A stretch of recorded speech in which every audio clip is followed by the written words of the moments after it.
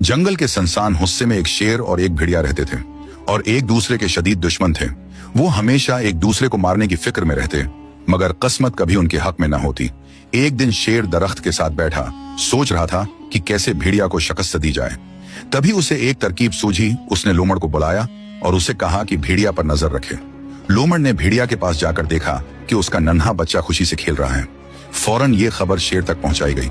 शेर की आंखों में चमक आ गई और वो बेसब्री से भेड़िया की तरफ बढ़ा। लेकिन जैसे ही भेड़िया ने शेर को देखा, वो और उसका बच्चा फौरन वहां से फरार हो गए। शेर सब्र से मौका का इंतजार करने लगा और आखिरकार जब मौका आया, उसने भेड़िया के बेगुनाह बच्चे पर हमला किया और उसे मार डाला। जब भेड़िया वापस आया और अपने बच्चे की लाश देखी तो वो शेर के पीछे दौड़ पड़ा, मगर शेर वहां से गायब हो चुका था। भेड़िया अपने बच्चे के दुख में रोया और अपने दिल में एक अहद किया कि वो अपने बच्चे के कत्ल का बदला जरूर लेगा। पार्ट 2 के लिए फॉलो करें।